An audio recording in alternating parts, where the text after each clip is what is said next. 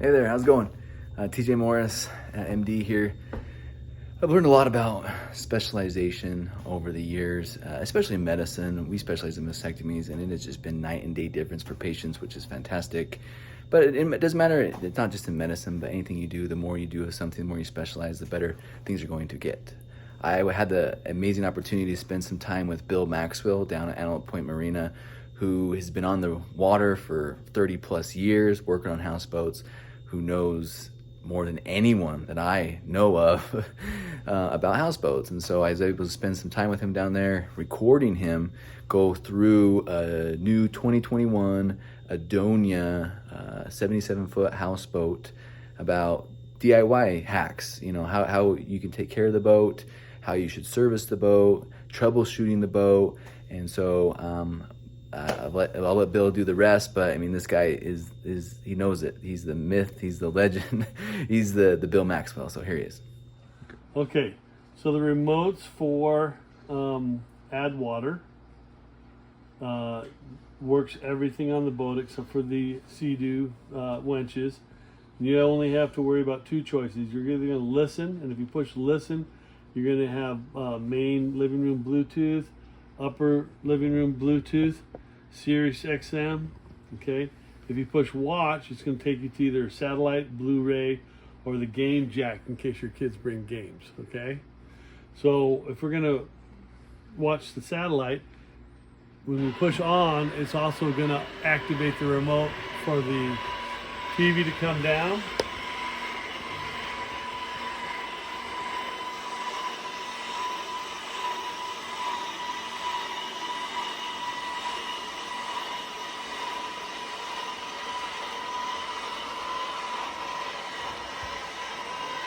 And because the direct TV is off and we just powered it up for the season, it's going through its normal setup, which is another interesting point at the same time. Okay, so that was good because it's been off the whole season and it's self-initiated, okay? It doesn't always do that. But got my volume control for the surround sound.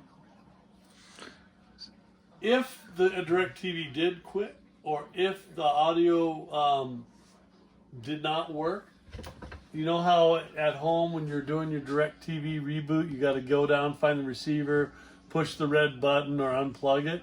You don't have to do that. All you got to do is go to the main power panel, switch off all the audio breakers, turn them back on. It's the same thing as resetting either the direct TV with the red button or your Control 4.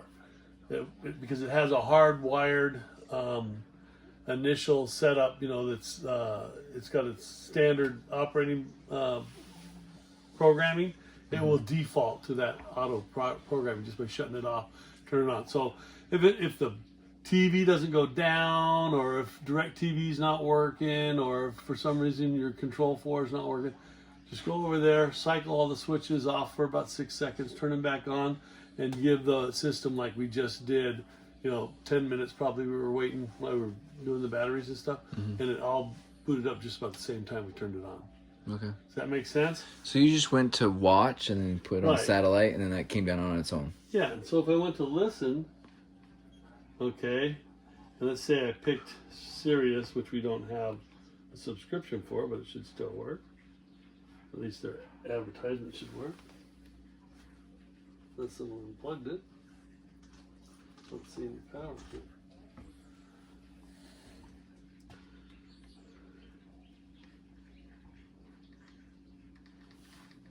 Aha.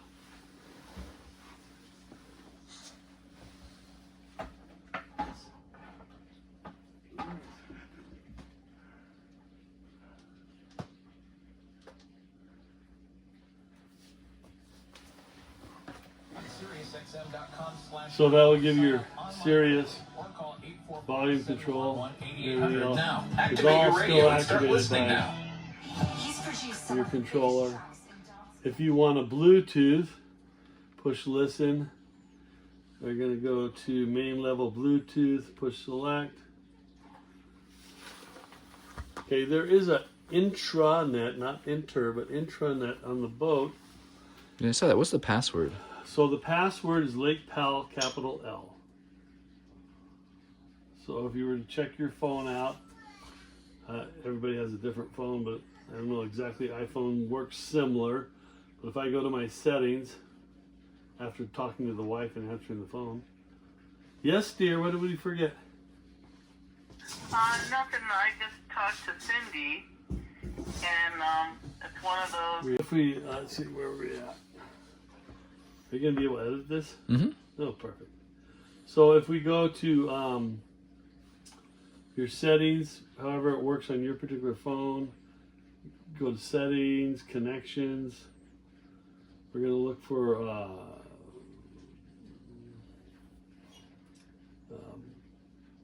I think it says add water on it. yeah, do I gotta go to Wi-Fi, right? Yeah, it's Wi-Fi. There it Okay, is. so just add water's right there. And it's Lake Powell, capital L. Is there a space? Lake Powell, no spaces. No spaces. Connecting. Okay. And bust them up. Let's see, it's not there, right? So we'll give her a try. I believe it's Lake Powell. It might not even be capitalized on Lake, so we'll try that first.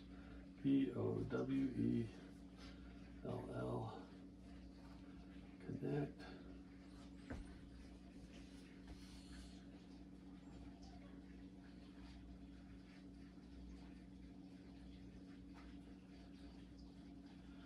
Yeah, you know what? Probably just gave you guys all bad intel. How about vacation 1?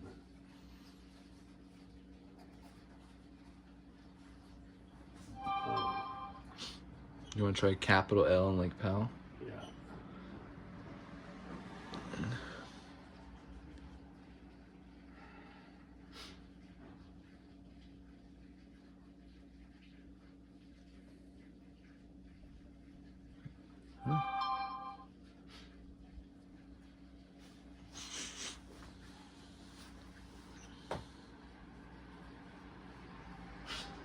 Ah, you got the old spell.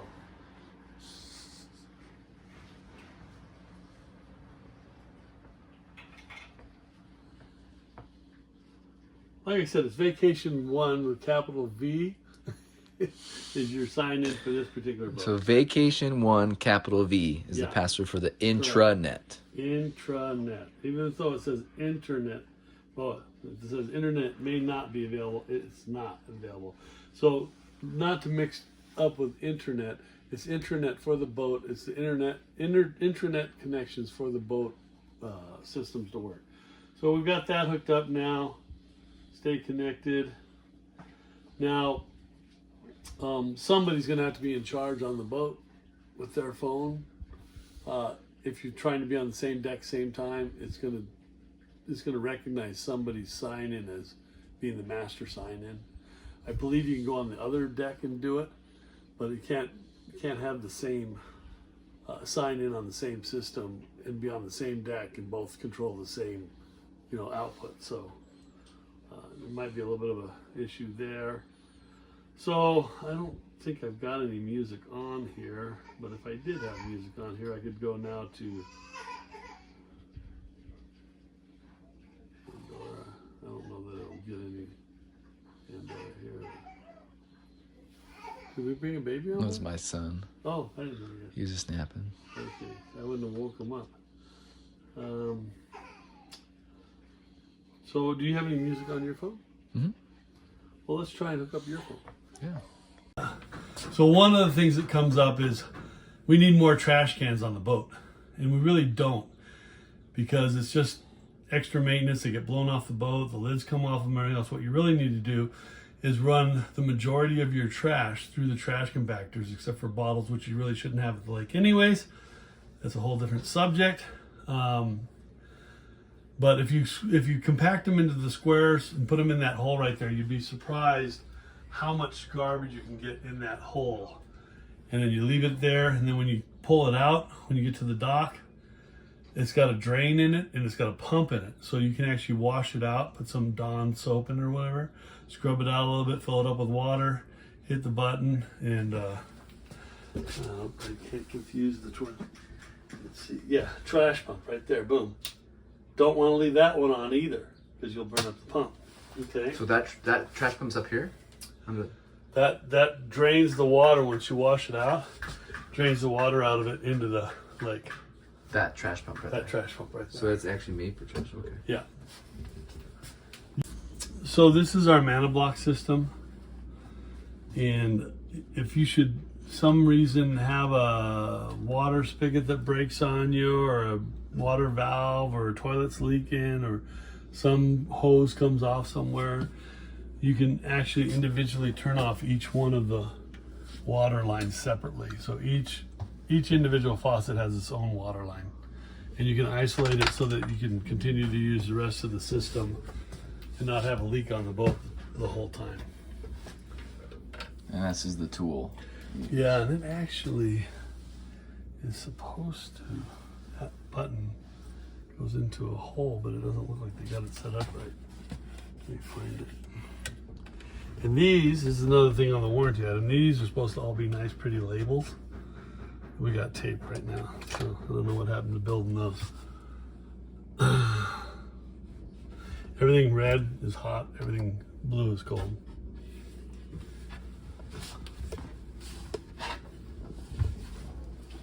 Safety. Fire extinguisher right here. There's a fire extinguisher by the helm that was down by our feet. So we got 3 fire extinguishers on this floor. Okay, we already talked about how the TV works. Jack. This is floating in the tank downstairs. So the water filtration system, which we'll walk down and take a look at in a minute, this would have chlorine in it. So what's going to happen with the water, all the water that is drank or for the air conditioner is going to enter the boat through a safety valve, which we'll talk about that in a minute. It's going to go through that safety valve into a storage tank. In that storage tank, it's going to get chlorinated, and it's going to go through an ozone treatment. If anybody knows about ozone, it kills bacteria, okay?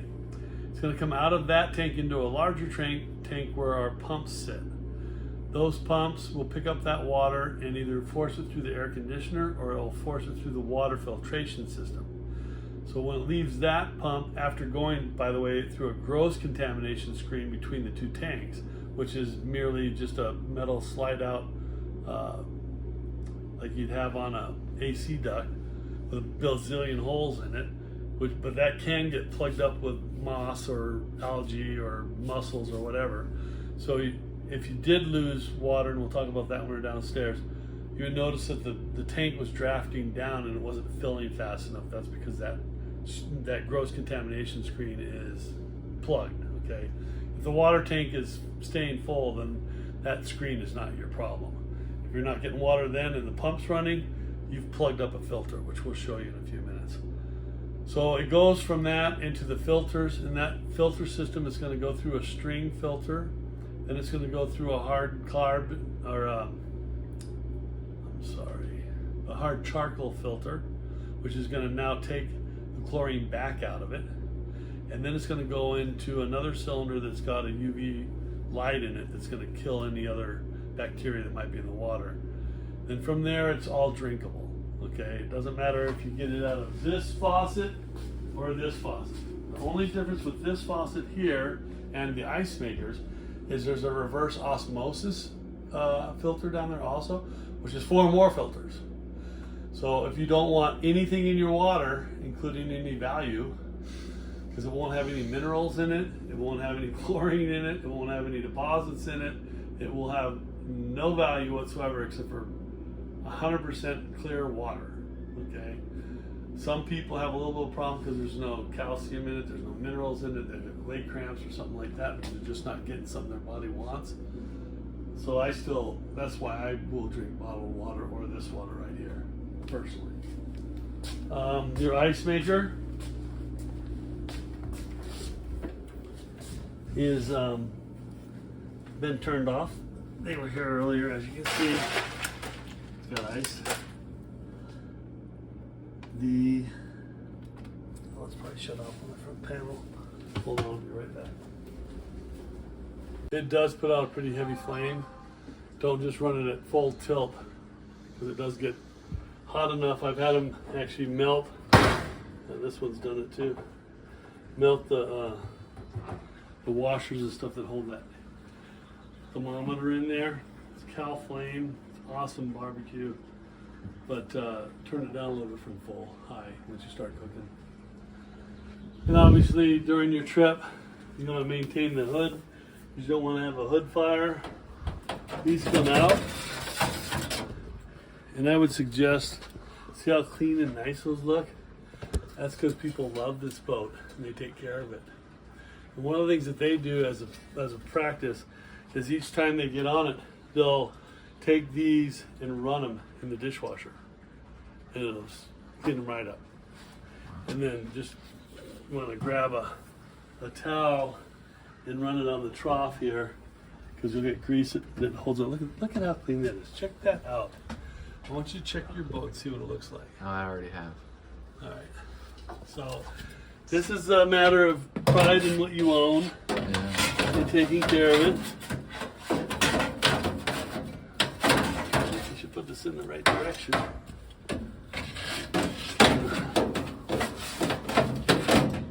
Okay. So if you keep it clean and don't let it build up to where it's a daunting task to take care of, it'll stop us from getting a bunch of grease here on the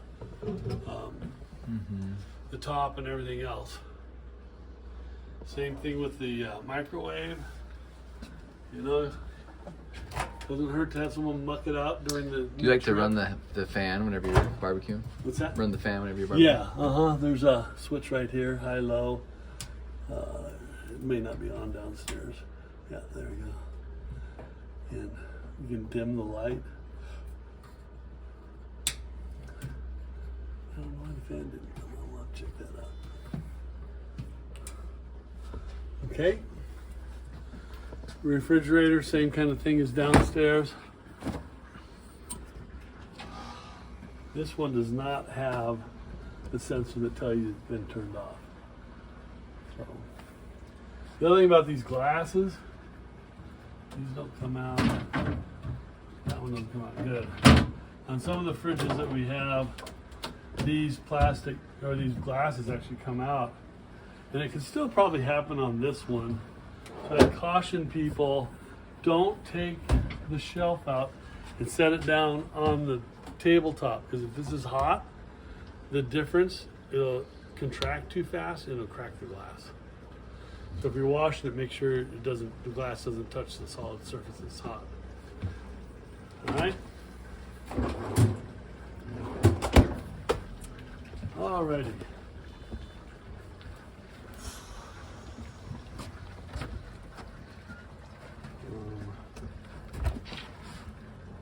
Let's go here real quick. There's a reason this handle's off of here. It's not an accident. These are actually tuned up a little bit, because if you don't restrict the water flow in here somewhat, it won't condense or transfer the amount of heat that we need to do it. So we have to slow the water out just a little bit. So don't be taking these handles and trying to put them back on like we forgot what was going on. That is the way it's supposed to be. You do have an air filter missing. The air filter goes right in here. Okay. Now this particular filter is a 16 by 20. I only buy 20 by 30s. Because what happens, there's enough room here, if you put the filter in, it's just going to be sitting up here like this. And when it gets dirty, you can just flip it over and use the other side. But that way we can stock one filter that fits both air conditioning units. The downstairs one does take a 20 by 30.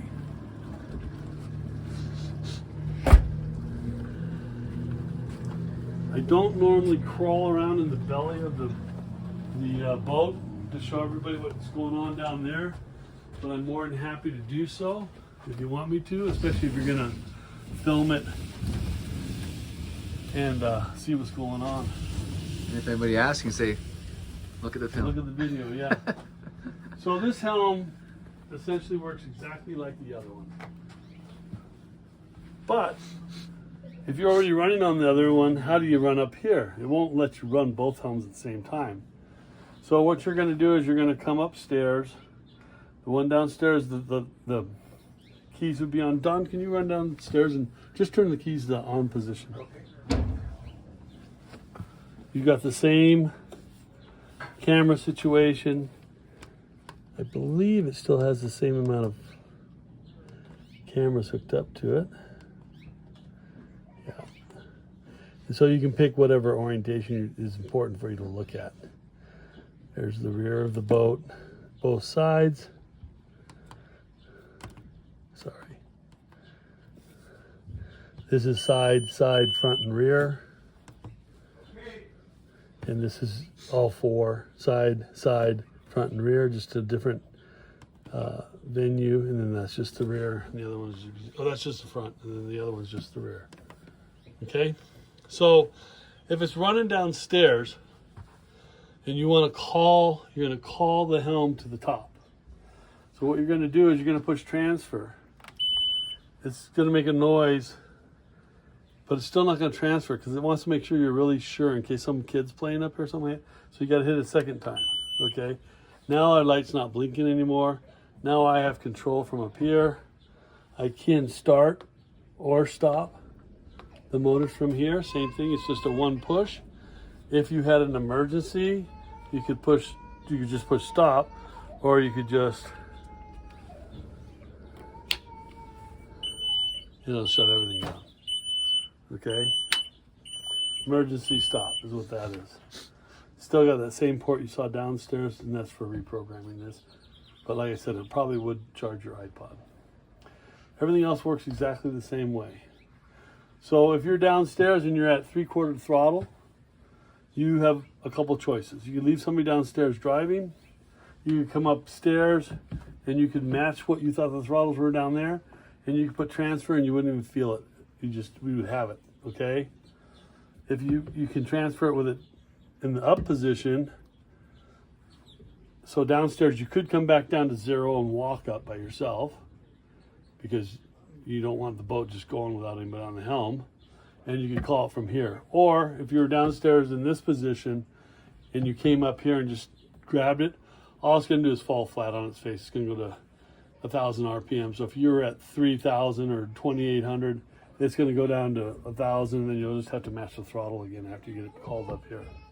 Sometimes it's safer. It's a little slower and everything else, and that way you know you have the throttle because it will just shut it down. Same radios down there. Then you just have the basic terrible horn, nav lights, anchor lights, and blower. Okay, that's just to run before you start the motors, which is a standard operating procedure. But to be truthful with you, we have changed from a gas motor, which is let me get this straight. I should know this. I'm a firefighter, right? An explosive versus a flammable. Is a combustible, flammable, I'll get it straight. Gas, which is flammable, which you could have an inadvertent spark, catch it on fire if you had a lot of gas fumes in the bilge. I have never heard of any case where diesel fumes spontaneously combusted from the temperature of the day or something, because there is no spark there, or even an electric alternator or something like that. But I suppose if there was some major malfunction that started a different fire, it would be nice if it wasn't vented, or if it was vented. So I guess for safety's sakes, we're going to say you still run your bilge blower before you start it up. Okay, any questions on that? Okay, so upstairs, these are Macerator toilets. They're marine toilets. The way they work is especially if you're going to go number 2, lift the handle up. It's going to fill the bowl with some water, so that way everything goes down without any skid marks. Okay. If you want to be even more proper, and I'm just telling you, you float a piece of paper in there, okay, then it'll work even better. But anyhow, when you flush it, you push it down. So if you want it to go down, you push it down. If you want the water to come up, you pull it up, okay? The only thing, if you didn't eat it, it shouldn't go in that toilet, except for this TP. This TP is special TP. Can't bring your toilet paper from home. This double ply. This is marine grade, actually RV grade toilet paper. And it's made to decompose immediately after it hits the water, and it's single ply. Okay, there is some 2-ply available, but pretty much we're probably going to end up with single ply. If you have to have 2-ply, then I would suggest you go to an RV store and buy it and have some special. We get this restocked between each turn. When you get on the boat, there should be toilet paper. There should be some paper towels. It's not going to be, a gross of 36 rolls, but you get paper towels. You get trash bags for the compactor, and trash bags for the there should be trash bags in there for the bathroom waste. Okay, the trash bags for the 30-gallon or 50-gallon, external trash cans. I believe we have to provide them with that. They're going to restock the chemicals. They're going to restock the propane, and then of course they're going to pump it and dump it. As far as additional soaps, body creams, body lotions, dish soaps, you should plan on bringing it, although it's pretty normal that different owners will go to Costco or whatever, so they'll get the big drum of Cascade and just, there'll be a tub of it in there. I just can't guarantee that it's going to be there. So that's where communication with the person getting on and off the boat is good, because if you call them up and say, hey, do I need a bunch of trash bags? Do I need paper plates? Stuff like that, because we'll have people that leave, grosses of paper plates and stuff behind. They might be able to tell you, nah, don't bother stopping and getting that. Personally, I don't figure out what I'm going to do in respects to that until I get on the boat, and then I run into Walmart right here and top off what I need. But I would say that 90% of the time there's going to be enough soap on board that people have left, but it's not supplied by us and it's not supplied by the marina.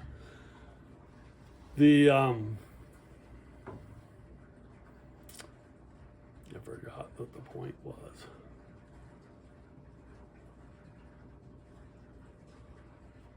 Oh, one of the things that we do is we use the service, the grocery service. You can contact them, Lake Powell Grocers. They do a phenomenal job of hand picking all the vegetables, where if you use Safeway, they're probably going to give you their old produce to get rid of it. So she'll hand pick the produce. They'll come and stock the boat for you, and it'll all be ready when you get here. So that is an option, like Lake Powell Groceries.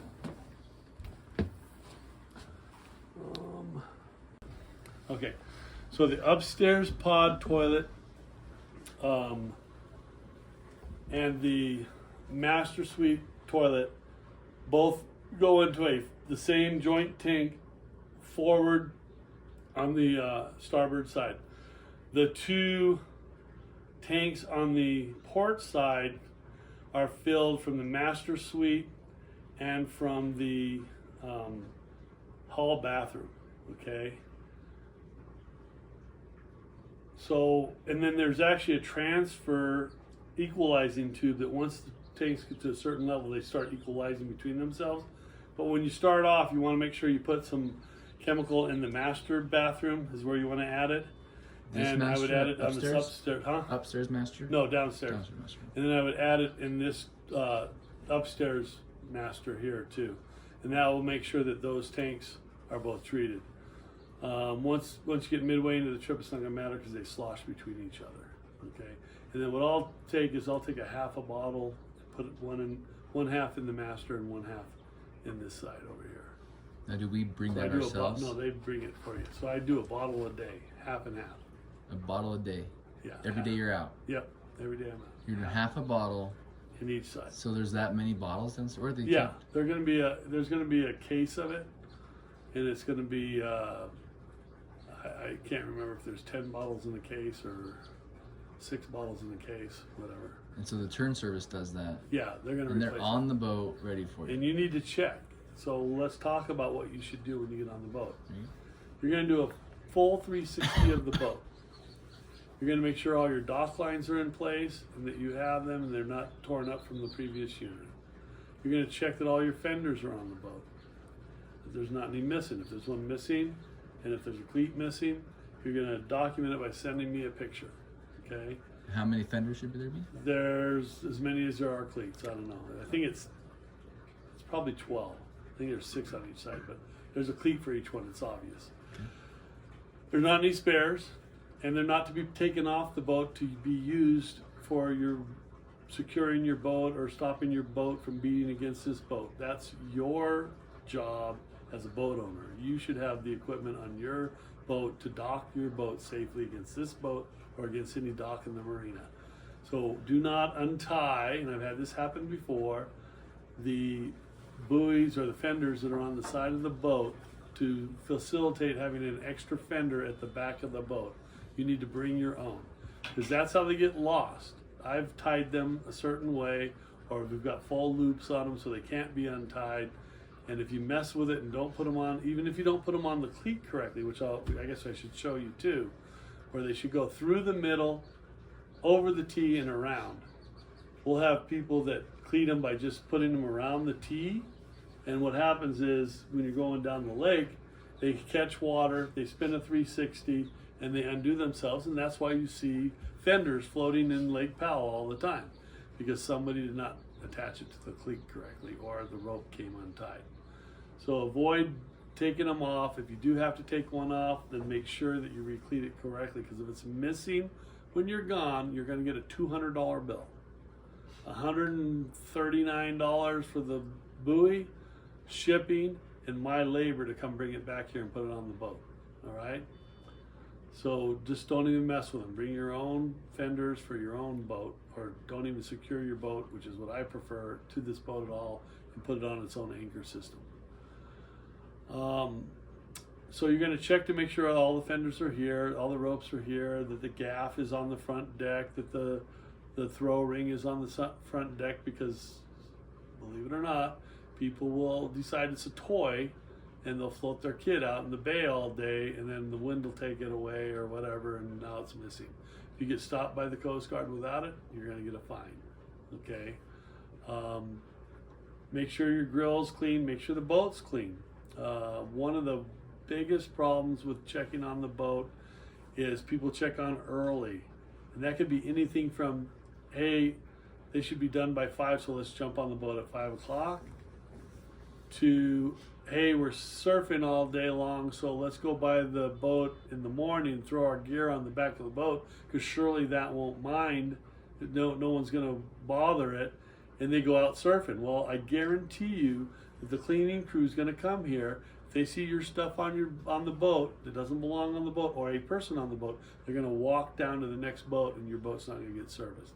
If they come and clean the boat and it looks like it's almost all done, but they haven't fueled it, pumped it, or if they're still doing the windows or whatever it might be, and they see you on the boat early, they're going to walk away.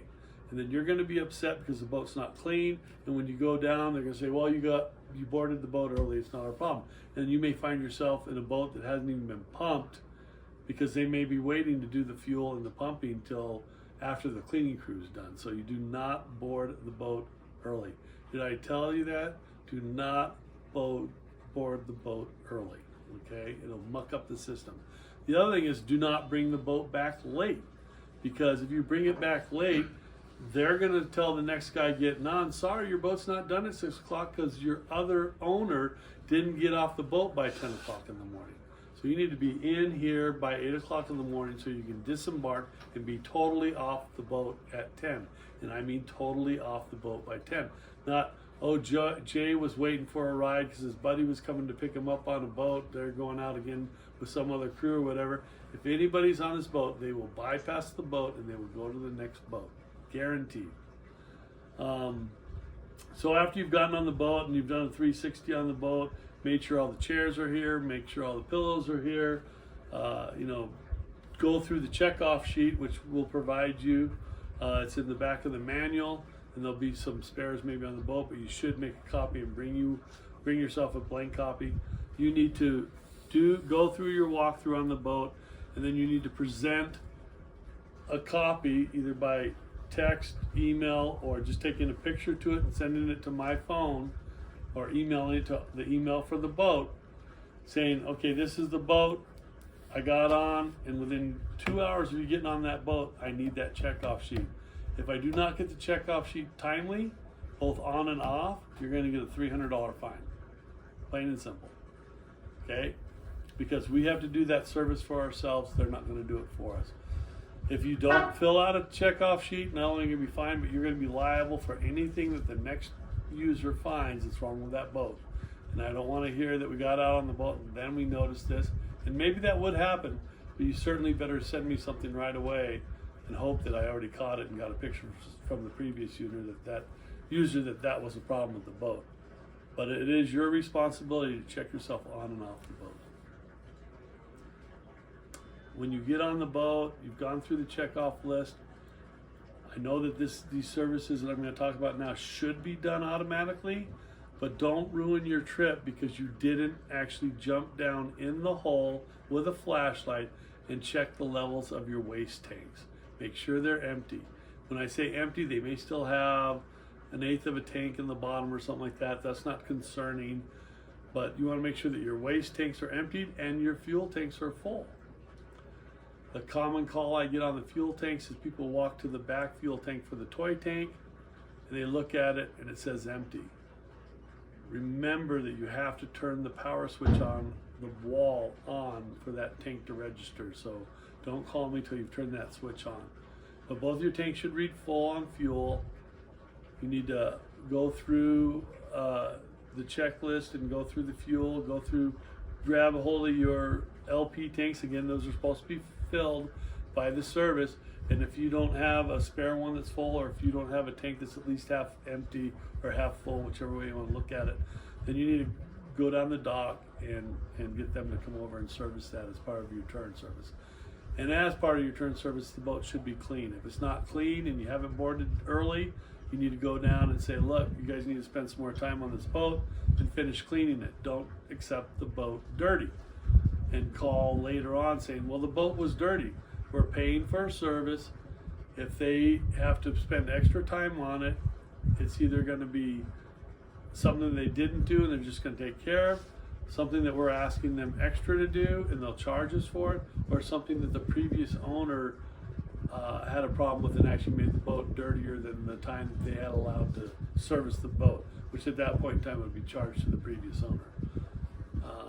But those are just kind of the ground rules, and you need to follow them to have a successful trip and have a fun trip, because you don't want to be pulling up stakes halfway because you don't have enough waste availability in the tanks because you didn't check and they were still full from the last trip. You don't want to be out there and find out that you don't have the fuel that you thought in the toy tank, and now you got to come back to fill up the toy tank. It's just all needs to be settled on your check-in and check-off. I think that's about all I got to say about that. Okay, let's turn on some lights.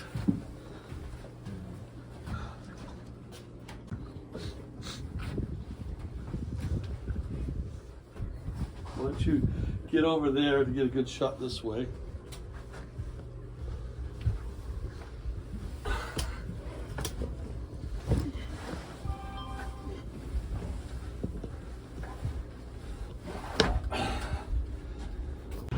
You can see where people have done that.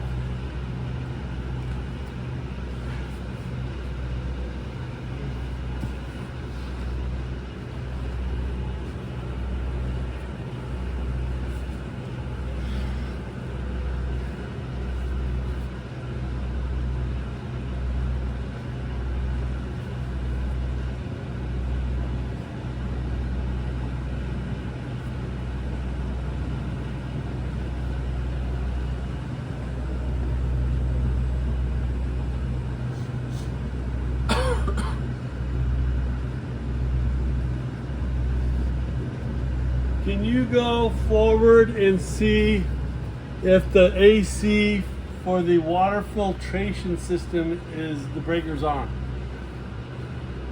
See that blue? Yep. That's your friend. That means that the ultraviolet is on. Now it could be off for several reasons. It could be off because the breaker was left off. It could be off because it's unplugged. It could be off because the light, the actual UV light inside this canister is dead. It's no good. So the blue light means that we've completed the circuit through the bulb and it's working. So you want to see that blue light. Now we're doing a cleansing of the water with the ultraviolet. There's 3 filters down here. This one's got the ultraviolet in it. You can turn that light on above your head, or it's in the rafter right there by your head. There you go. Okay, so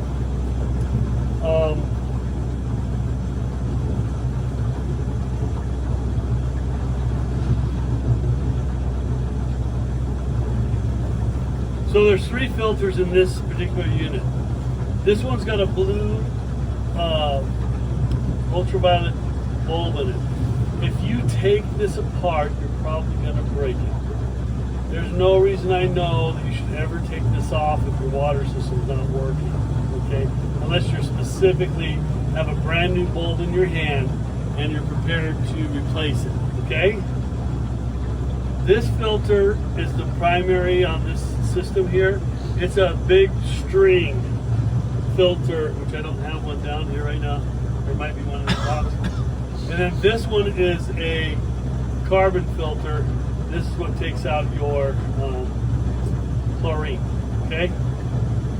So you've got a gross contamination screen that I was going to show you. You got the ozone bubbling in the tank. You've got the chlorine in the tank, all cleaning it. And then it comes here next, and it goes through this 3 stages of being cleaned, okay? The string filter, which is just like a big old ball of kite string. The carbon filter, which is like a hard rock filter. Like you might see it in like a Brita filter or something like that also. And then after it cleans the water in these 2 cylinders, it's going to zap it with an ultraviolet ray. Okay?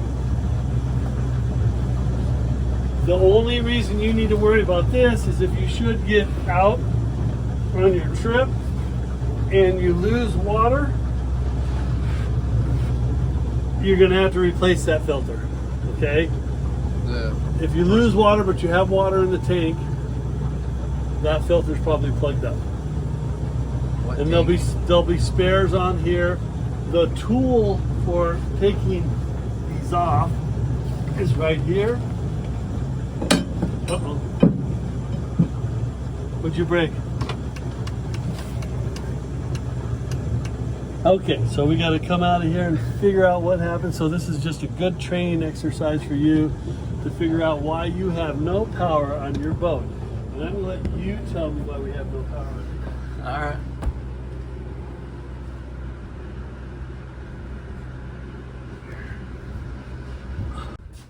So power went out. We came back here and generator 2 has stopped running. Generator 1's running, but generator 2 went out.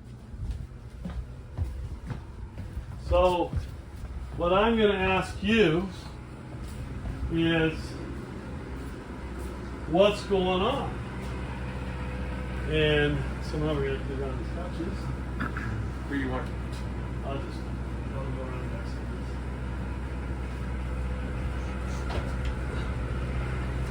You know, I'll tell you what I already know is wrong with it.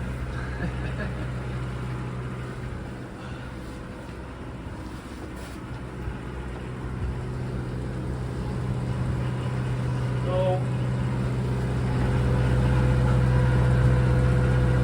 I'm going to ask you, what can you tell me? So, when did the generator go bad? Did it quit shortly after it started? Did it run for 2 days and then quit? You know, give me some clues here. So, the other thing I'm going to ask you is, well, did it get hot? Now, one of the things you can do is if you take the glow plug there and we put it up, it's going to turn our power back onto our belly. Hey, it says 0 oil pressure, which is right. But it also says the temperature's over 210. So what happened is it overheated. And the generator? That's why it shut off. Oh, shut off. Now, you'll notice that I can restart it. And it shuts right back off again. I want to know that that's what it does. If it was a fuel problem, right? I'm going to hold the starter a little longer. It continues to run. Not a fuel problem, right? It shut off as soon as I turned it off, okay? Or as soon as I let go of the button. Because the mechanical override system's in it said, I'm too hot, I'm not going to run. I'm actually forcing it to run right here, okay, by holding the switch in. Don't ever do that either, like, oh, someone hold on to it for a while, maybe it'll keep running, because you're overriding the safety systems in that deal. So what we know is it's got fuel, because it runs fine, but it's shutting off. Maybe if you smell, can you smell that smell? Yeah. It smells a little bit hot. Plus, if I was to open this up, I'm sure we'd find that the overflow tank is full of water. Now, another thing that you could do is if you let this cool down, it'll restart and it'll run again for like 20 minutes. So if you were to let it cool down a little bit, just to help diagnose it, is it a problem with the pickup or is it a impeller problem? You can let it cool down for a little bit and then start it briefly for like just 2 minutes. Look out the side of the boat. So when we look out the side of the boat, you might not be able to see it at night, but if you look at the exhaust over here,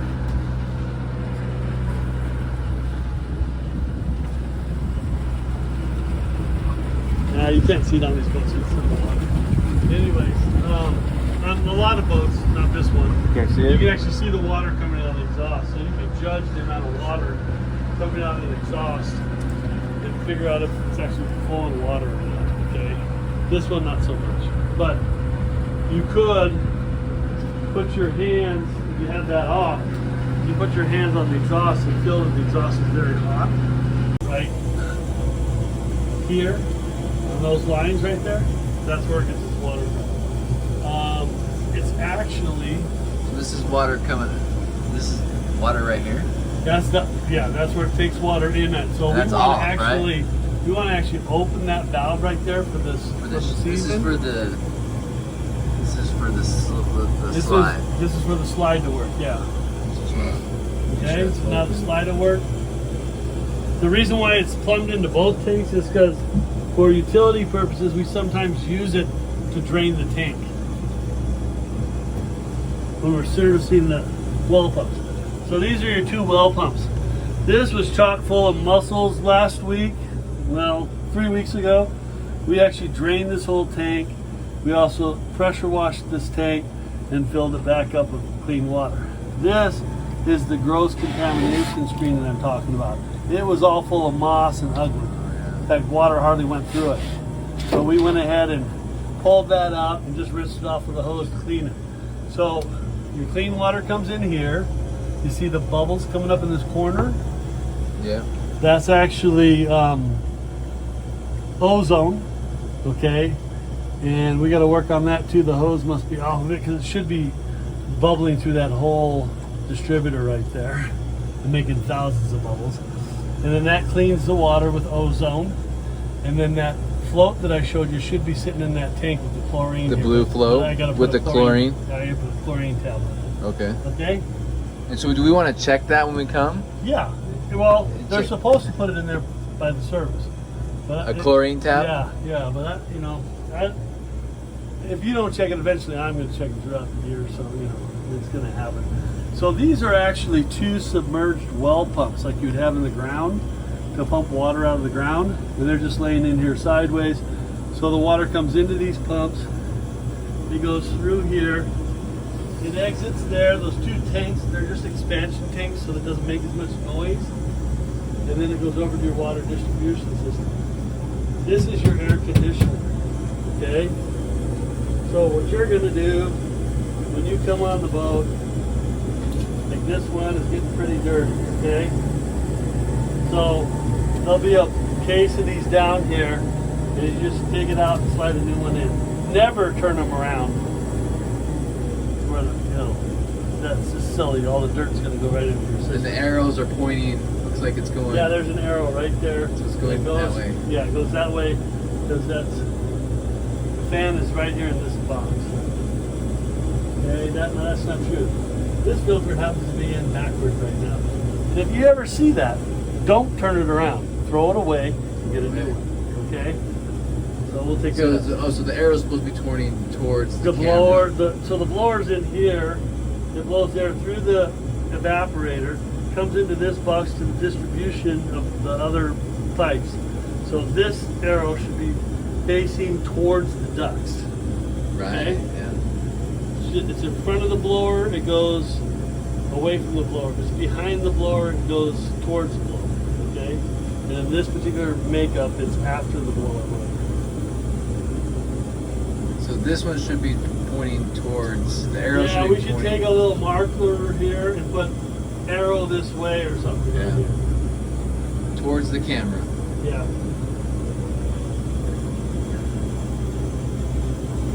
Now somehow I gotta shimmy back out of here. Okay, so one other thing right here. This is the RO system.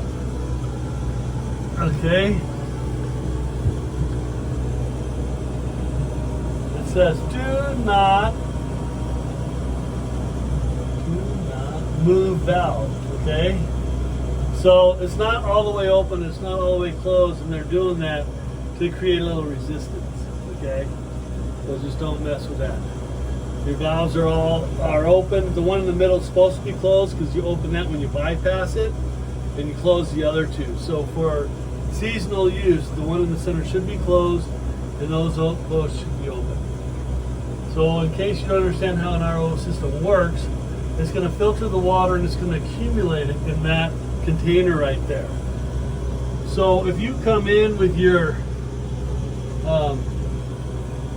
grab these, would you? If you come in with your big old jug that you normally put on the construction site, guess what? It's about the size of that container, right?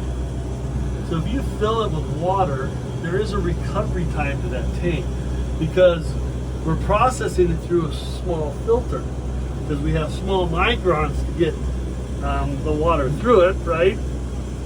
And they slow down the travel of that water. I'm gonna show everybody how I do this.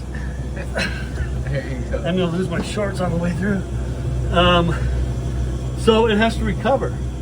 So if Mama gets on the boat first thing, fills up the favorite tea, bottle, does the lemonade for the kids, and then takes the other big water jug and fills it up with filtered water, which I would suggest just buying the 5-gallon jugs of water.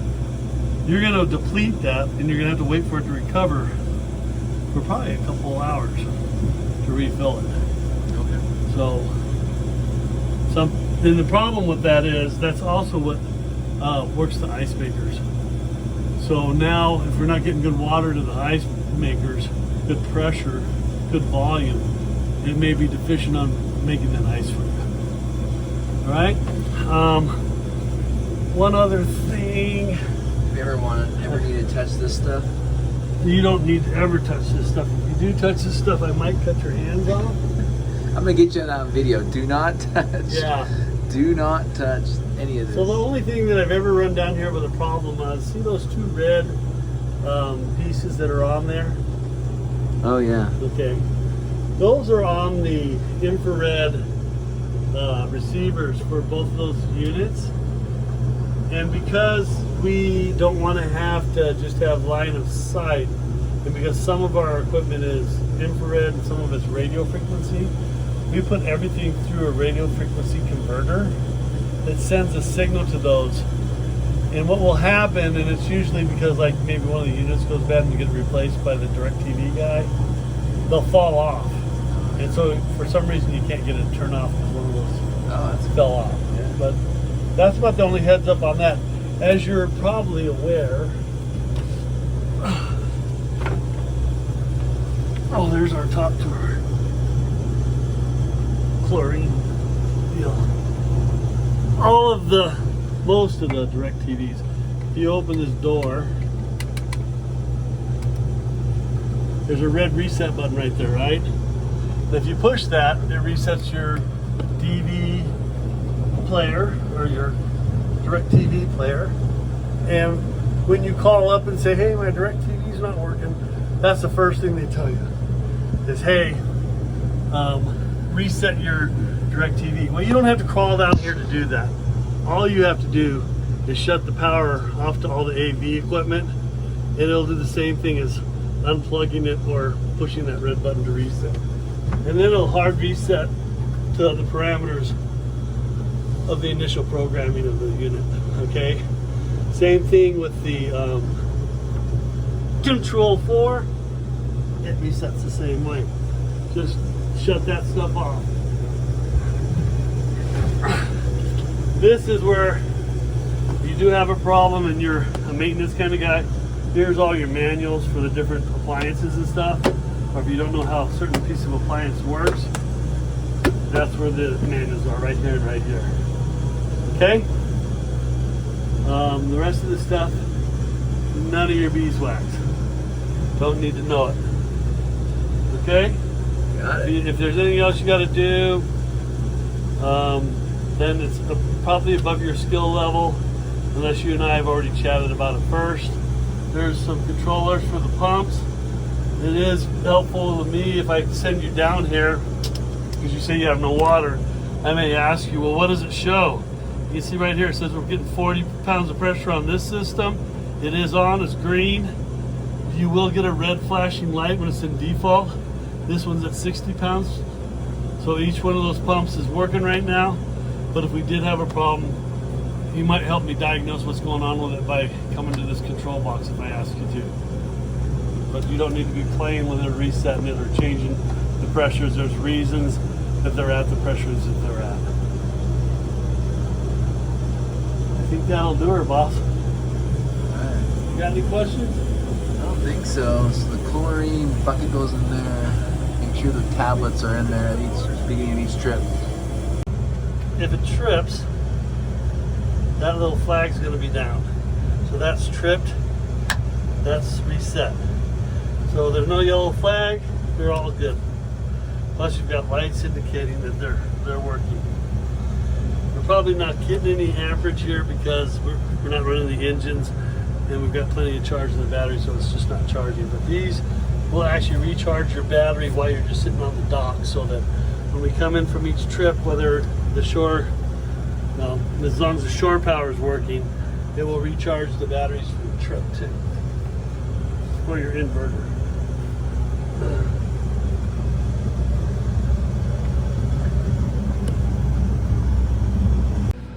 So this is the chlorine tablet that usually is floating. It'll take the little cap off and just make sure there's a couple tablets in there. So when you check inside of this, it's either got nothing in it or a partial tablet in it. You can put 1 to 2 tablets in here. What I recommend, if you see one in there and there's only one in there, put another one in. If it's a partial, all gone, nearly gone, just put the second one in there. And then that way you know it'll be good for you and the guy on the next trip. And where are those tablets stored? They're going to be in a little bucket. I was able to buy them in bulk. Right now they're really hard to get because of supply and demand. So I bought a bucket with like 250 of them in it from a pool guy. Yeah. And so I'm going to divvy them up between the boats. But this is actually supposed to be done by the service, okay? So you could go down there and if there's not anything in there, you can say, hey man, where's my chlorine? There's no chlorine in here. And make them come down and do it as part of the service. But I will put a small bucket down there just so that we have some. But there's no need to charge up the expense of the boat if they're supposed to be riding it on the turns, okay? So the bucket that I'm going to put down there is just going to have like a half a dozen in case sometime during the trip if you're like wondering and you go down there and there's no chlorine in there, you'll have something in it. Okay. So the air filters, there's 2 on the boat, right? Yes, there's one upstairs. One upstairs by the master, upstairs Yeah. master, and then one that we just downstairs.